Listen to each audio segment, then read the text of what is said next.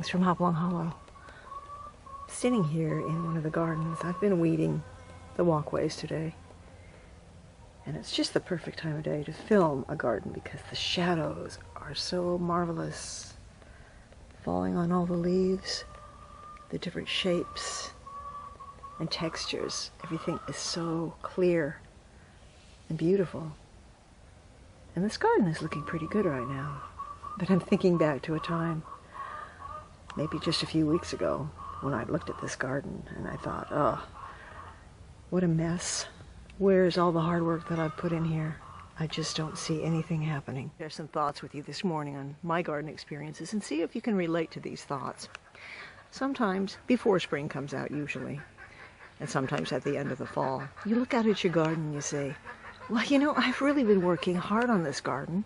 I've spent a lot of time and money and effort in here, and it just seems like I don't have much to show for it. And I have to say, I've been gardening here for 30 years. For 30 years. And sometimes I look around and I have the same thoughts. Where is everything? Where are those 5 roses I planted last year? You know, you think of all the things that you killed or that died, and you wonder, where is my garden? But then when I really get around and I look at things and I see how lush and beautiful everything is from plants that I put in, like the spiderwort, 15 years ago, maybe, a long time ago. And then these beautiful bluebells that are just popping up everywhere. And there's just an abundance of growth. And all of this takes years and years and years to come together. And sometimes it just doesn't seem like it's coming together the way you want it to. But gardening requires a lot of patience and understanding. Even if you're a garden designer and you're a real professional, seldom are your gardens going to turn out the way you envisioned them in your mind. Oftentimes they're just wild-looking things, such as this little woodland garden here. This is a stumpery, and every year I come in here, I put a little bit something more, a little bit more, a little bit more. Eventually, this will just completely fill in with a lot of beauty, and it's not obviously a formal garden. It's just a little wild garden in a little woody space. But I can look back on some of these plants and think, for example, this little hellebore here, I think I put the roots in. It was so long ago that I had forgotten I put them in. And then when it started coming up, I couldn't remember what it was, and I was chopping it all the way down to the ground.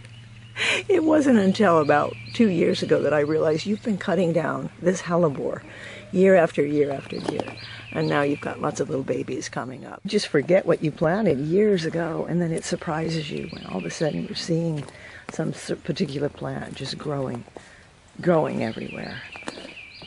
These bluebells have spread like wildfire. Over there, kids across the dry creek, our Siberian iris, which keeps spreading and spreading, and they're so beautiful.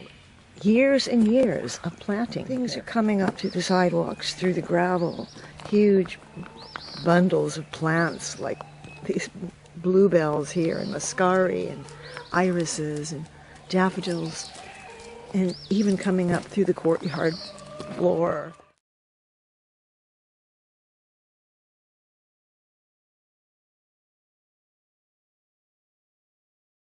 And you see plants that you may have put in 10 years ago. They're actually coming back for you, and they're going to be thriving, and you know that.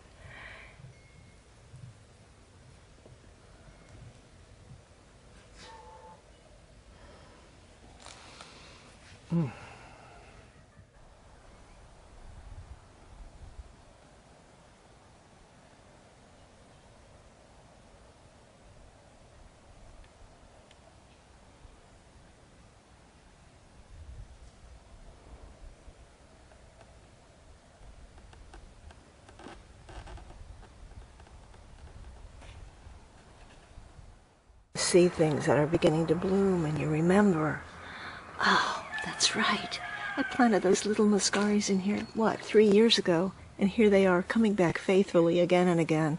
These ground roses here always bloom wonderfully for me in the spring. And here, the seeds for the lupin, just last year I put these in. And here come these beautiful, beautiful Darwin tulips that will continue to come back year after year because they're perennials. So, I mean, you just have to look at your garden in a new light and appreciate it for what it is. Garden, we have plants that we thought were dead.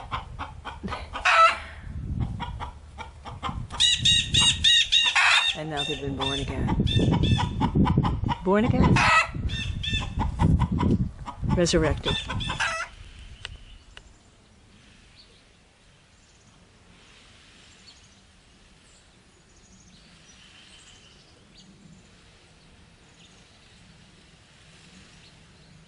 So many memories are embedded in a garden. This little patch of muscaries, actually it's quite a long string of muscaries. Little grape hyacinth. Well, I remember 20 years ago, I probably bought 50 bulbs. 50 little muscari bulbs. I bought them because they were in my mother's garden. One of the very few things that she had in her garden. She was not a gardener. But I always remembered how pretty they were. Now I have muscari in every garden from those first 50 little bulbs. Because they spread so beautifully, I was able to dig them up and transplant them. Also, this little patch right here, this started out as an herb garden. And I remember those herbs in this garden. And I remember I had strawberries in here. And everything evolves and changes along with your life. You might have plants that you put in when your children were young, or a tree that you planted when you first got married. Lamb's ear were started when a friend of mine sent me a big box full of lamb's ear because I admired the ones in her garden. They were so beautiful. She sent me several roots, and now I've got these beautiful lamb's ear from my friend all over one of my gardens. There may be a plant they have struggled for years to get to grow. I know that I tried very hard to get foxgloves to grow for many, many years, and I finally figured it out. So now when I see the little foxgloves growing in my garden, I feel so much more appreciative of the fact that I really struggled to learn how to grow those. And now my latest is oriental poppies. The oriental poppies, I've struggled for 3 years to get these going, and now finally I have a lovely, lovely patch of them here and in another garden as well.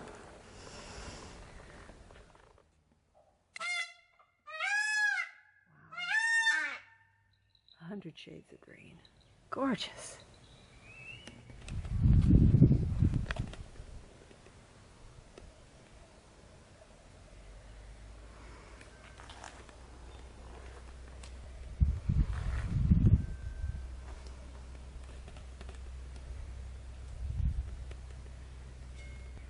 It can take years and years to establish a garden, but it teaches you patience and perseverance and diligence. It's hard work, and work is always a good thing. When your garden is flourishing and growing well, there'll always be weeds to pull, a new plant to try out, a lot of fussing over something that isn't doing well, and a lot of joy when something's doing beautifully. It seems like no matter how long we've been gardening, or no matter what condition our garden is in, whether it's glorious or needful, we always see what can or could be done better. What could we add, move, or subtract? Next year we say, this garden will be more full, more productive, more lovely. But this week of Easter, I'm thinking of a garden where nothing needed to be changed. I'm thinking of Gethsemane. That's a garden with a lot of significance to a Christian. It was a garden where all was done according to prophecy, according to plan, and according to God's will. The Garden of Gethsemane. The Garden of Gethsemane, where Jesus prayed on the night before his crucifixion, "Oh, Father, if it be possible, let this cup pass from me. Nevertheless, not my will, but thine." And so it was that Christ gave his life willingly on the cross at a place called Golgotha, was buried in the borrowed tomb of a rich man, and arose from death 3 days later in fulfillment of his words to the disciples and fulfilling the purpose of his time on this earth.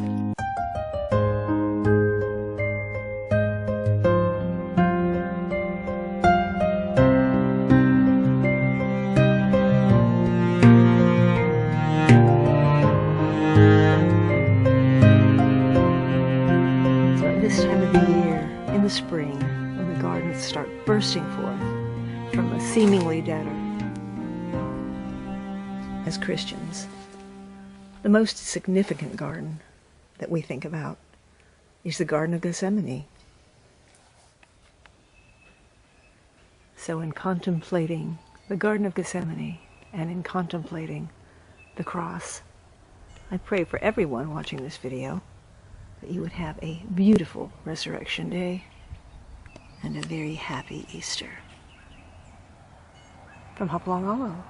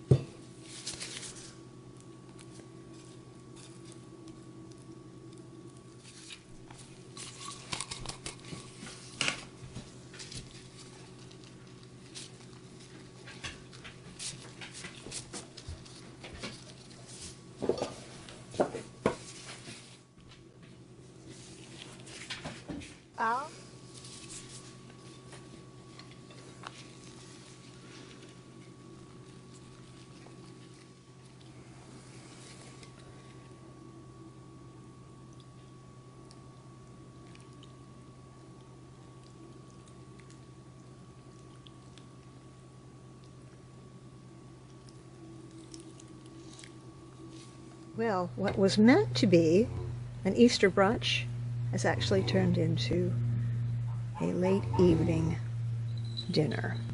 So we have a very simple meal here with a cheddar asparagus pie, some cherry tarts, and an orange cranberry cocktail drink. And it actually looks rather good. I hesitate to cut into this pie right now because it's still pretty hot and I want it to firm up a little bit. But the little tarts turned out beautifully. Actually, this is going to be like a huge piece of pie. A lot of pie for one person. And the flowers are the same ones we showed in the garden in this video. The tulips, the little mini daffodils, Virginia bluebells, muscari. A beautiful Easter table. So I hope you'll give these recipes a try. I will put all of the ingredients in the video below. I want to show you this. I found this at the Goodwill and I love it. It's just, I found it in the winter and I thought I cannot wait for the tulips to come into bloom so I can put my tulips in this vase because it's just so perfect for spring. This asparagus pitcher is from Bordalo Pinheiro. And these art plates, I've used these several times before. are artistic pure porcelain accents. The little carrot plates here, the pie, are Bordalo Pinheiro, and the vegetable plates are Primitive Artisan. So it really doesn't take long at all to bake this. This very, very cheesy pie. And it's not really a quiche. It only has 2 eggs. A quiche would have about 12. So I can't wait to taste this because I'm a cheese lover. So I hope you'll give this a try. And I'm not sure about the drink. Let's see. This drink is quite good. It's a little bit tart, but you can add sugar. I did not put any sugar in the ingredients, but if you want to, you can put in a cup of sugar. So, from Hopalong Hollow, I hope you've enjoyed this Easter video, and we'll see you next time. Bye-bye.